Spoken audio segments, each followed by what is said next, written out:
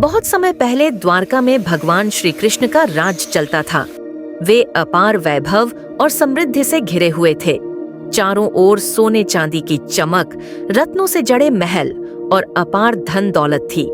परंतु इन सब के बीच उनके हृदय में एक गहरी, सच्ची और सरल स्मृति बसी हुई थी, अपने बचपन के सखा सुदामा की। गुरुकुल में पढ़ते समय श्री कृष्ण और सुदामा की मित्रता हुई थी। दोनों साथ साथ पढ़ते, खेलते और गुरु की सेवा करते। सुदामा निर्धन ब्राह्मण थे, लेकिन उनके मन में ज्ञान और भक्ति का खजाना था। कृष्ण जो राजकुमार थे और सुदामा जो गरीब ब्राह्मण पुत्र थे, फिर भी दोनों में कोई भेदभाव नहीं था। यही सच्ची मित्रता का बीज था।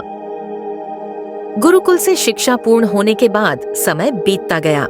कृष्ण द्वारका के राजा बने और सुदामा अपने गांव लौटकर साधारण जीवन जीने लगे। उनका जीवन बेहद कठिन था।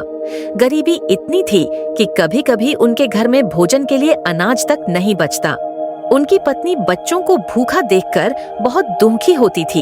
एक दिन उसने सुदामा से कहा, आपके बचपन के मित्र द्वारका के राजा हैं। यदि आप उनसे मिलें तो शायद हमारी कठिनाइयां कुछ कम हो जाएं। सुदामा सीधा सादा और आत्मसम्मानी ब्राह्मण था। वह मित्रता में स्वार्थ का भाव नहीं लाना चाहता था, परंतु पत्नी के आग्रह पर उसने द्वारका जाने का निश्चय किया। सुदामा के पास कृष्ण को भेंट देने के लिए कुछ नहीं था। बहुत सोचने के बाद उनकी पत्नी ने घर से थोड़े से चने बांध दिए और सुदामा उन्हें कपड़े की पोटली में रखकर द्वारका चल पड़े। उनके मन में संकोच था कि इतने बड़े राजा को इतना साधारण उपहार कैसे दूंगा। जब सुदामा द्वारका पहुंचे तो द्वारपाल ने उनके साधारण वस्त्र और कृशकाय शरीर को देखकर भीतर जाने से रोका। लेकिन जैसे ही सुदामा ने अपना नाम बताया, खबर तुरंत श्री कृष्ण तक पहुंची। कृष्ण दौड़ते हुए द्वार तक आए और अपने पुराने मित्र को देखकर आनंद से भर उठे। वे सुदामा को गले लगाकर आंसू बहाने लगे। राजमहल में सुदामा का स्वागत किसी राजा से भी बढ़कर किया गया। स्वयं श्री कृष्ण ने उन्हें सिंहासन पर बैठाया, उनके पैर धोए और अपने मित्र की सेवा की।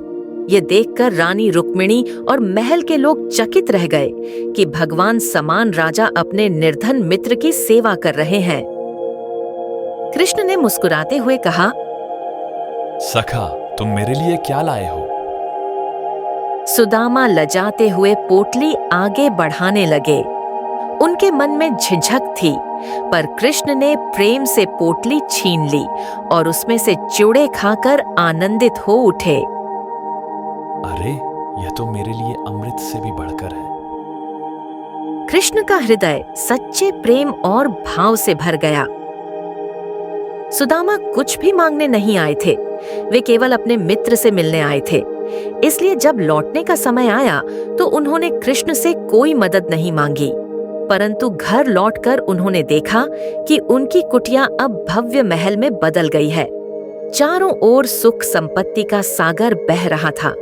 उनकी पत्नी और बच्चे प्रसन्नता से भर उठे।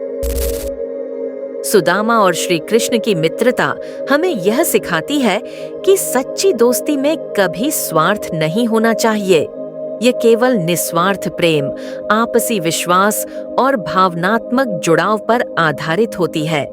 कृष्ण ने यह दिखाया कि धन दौलत से नहीं, बल्कि सच्चे हृदय और भाव से रिश्ते निभाए जाते हैं।